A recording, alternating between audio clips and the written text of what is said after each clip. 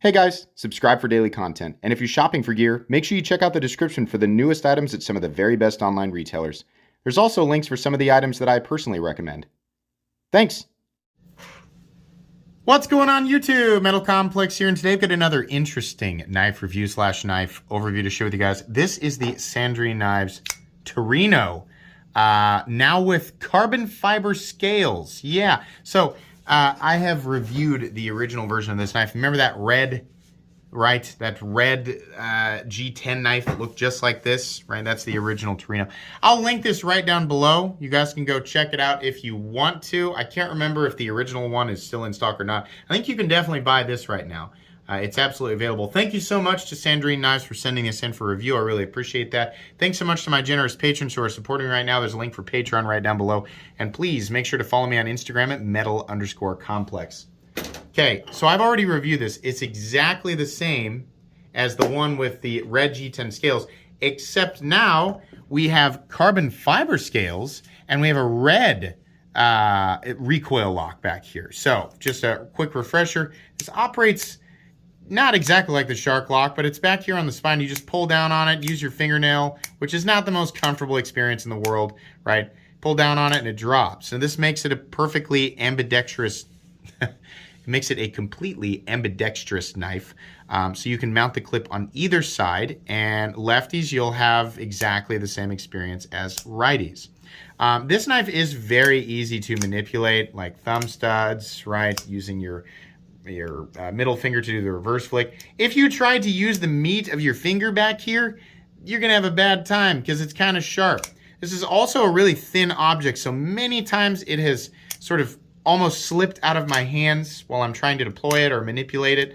You get used to it. Muscle memory will eventually allow you to manipulate this thing without worrying about dropping it or cutting yourself, but it's gonna be kind of an adaptation process initially. So what the heck is going on with the blade? If you don't know, this is tungsten carbide. Take your favorite super steel, like whatever super steel has the most impressive edge retention, right? This is better than almost anything out there, right? I don't know the exact numbers in terms of edge retention, but I'll tell you, this thing got a workout right when it came in. It worked out. I had a ton of boxes to break down, and I was out there for an hour 15, hour and a half. I broke down a lot of boxes with this thing, and right before the video I was again testing the edge. I knew it was still really sharp, but this thing is still just stupidly sharp. It is ridiculous. It's as if it didn't. Usually you notice something. You cut into boxes. Cardboard is full of clay, so you know even steels like Maximate, right? Or M4, Rex 45, K390, those real tough, high edge retention steels, even after, you know, an hour and a half, even those steels after an hour and a half or so of cutting cardboard, you'll notice something. The edge isn't quite, this edge is just, it's as if nothing. It's as if I cut nothing with it. It's amazing. That stuff is serious. Now, you know, will it dull if you take it and drag it across concrete? Well, yeah, right. It definitely will. But why you don't cut concrete with knives? So this knife does exactly what it was designed to do, which is, you know, conveniently deploy, cut, retract, or put away. You know, put it back in your pocket. It also carries super duper thin. Do a couple of size comparisons here real quick, even though it's probably unnecessary. There you go, Rat 1, and how about Rat 2? There you go. Not a huge knife. I didn't measure it. Probably should do that. I kind of skipped that because I've already reviewed it. Overall length of this guy coming in at 7 inches with a 3-inch blade. And wow, not that much cutting edge. 2 1/4 inches. But if you're doing stuff like cutting down cardboard boxes or breaking down cardboard boxes or just cutting open packages or whatever, that's plenty of edge for EDC, or at least in my book it is. Let's just do a couple more size comparisons. The Benchmade Bug Out, and heck, the Spyderco Para 3. So there you go. Kind of on the medium to medium small size of knives. But I do appreciate that nice big choil up front. You definitely can make use of that. And a lot of my cuts were actually like this. That blade is out of the cutting path. I know ratios, people are like, but the ratios, there's so much handle, and there's not nearly as much cutting edge. That didn't affect me at all doing my normal. This was carried probably 3 days straight. And my normal stuff, which is extremely normal, boxes and little thing. I cut a zip tie with it, which also was kind of impressive that it didn't do anything to the edge. Just little things. Just whenever I needed to use it, I used it. Mainly, the main part of the workout it was the boxes. But yeah, that choil there, I kind of like that. Now the blade is so thin that it's just not a super duper comfortable knife. Like your hands fit into this really well, and the contouring of the carbon fiber scales feels great, right? But it's just not an ultra comfortable experience. Really, all of this is the same, except for the fact that it's using carbon fiber. And I'll say this, the carbon fiber looks really good. It looks nice. I don't have an issue with that. Does it need carbon fiber? Is there an advantage to it using carbon fiber over the Red G10 scales? Well, no. It's just carbon fiber. It does look a little better. My goodness, those Red G10 scales were hideous. But a lot of you guys, for whatever reason, liked it.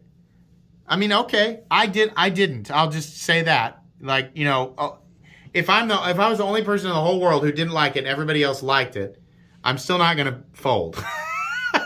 I'm still going to say I don't like it. But no, I didn't like how it looked. But it wasn't the most offensive part of this knife. The thing that was the most offensive part of this knife was the finish on the blade. Gosh, man.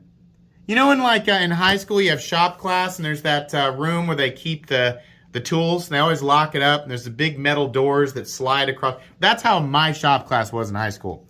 This is the finish that was on that metal door. That giant sliding metal door where they kept all the tools and locked them up at night. It's hardly a finish. Sandrin Knives has some other knives with an awesome, it's like a dark, almost mirror polished finish on it. That looks really, really good.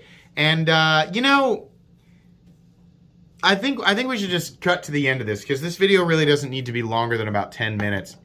This is a $300 knife. My goodness, is it a performer? It will cut. That is some serious stuff. And tungsten carbide, it's not steel. It can't corrode, right? So, yeah, if you're looking for like maximum edge retention and all that longevity and all that, I have no idea what it's going to be like to sharpen. But if you're looking for that and you put a lot of value there, to some people it might be worth it.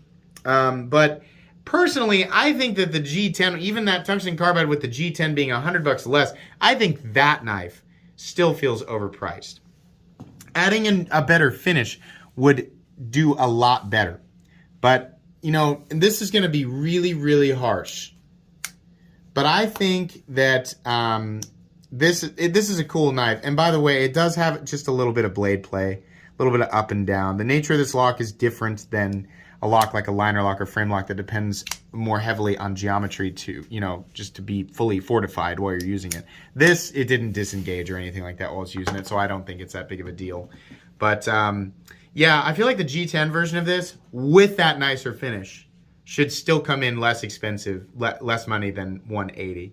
And I just have a hard time feeling like this could be an expensive knife.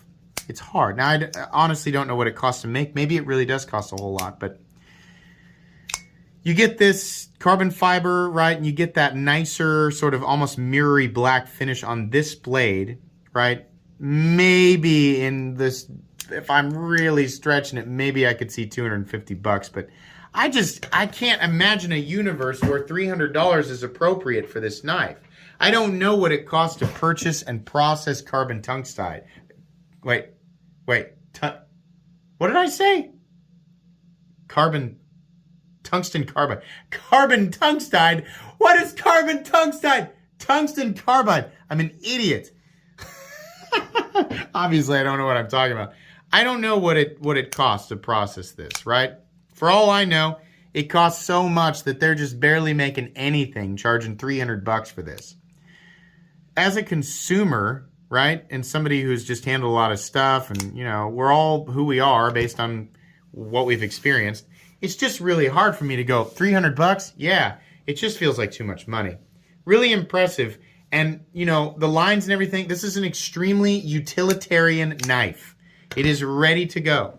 And if your value system lies only there, if that's your foundation, then you will probably find a lot of joy in this knife. For me, I can't see it. I appreciate them sending this in. And if you're wondering, yeah, they sent this to me for free. I just can't openly recommend that people go buy this. It's interesting. It's different. I hope we see more tungsten carbide in the future. This is a wonderful daily tool.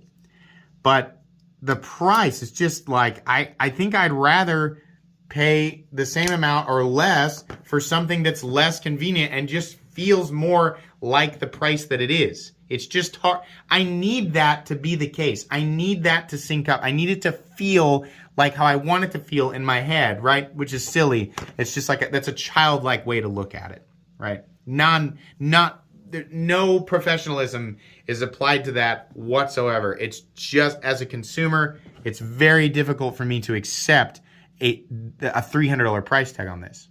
So this video does not need to go on any longer. Interesting. It'll be linked down below for people who want to say, you know, Kick Rocks Complex, I'm getting it anyway. Okay, use my link.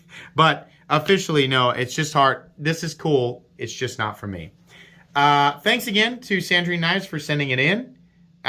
Please make sure to follow me on Instagram at metal_complex. If you enjoyed this video, leave a like. If you'd like to check out my other content, I do, of course, have lots of videos of knives that are either expensive or inexpensive that I do or don't like, so check those out. And if you enjoy all my content, go ahead and click on that Metal Complex logo right there and subscribe, because there's definitely more coming. Thanks again for watching, everybody, and have a great day.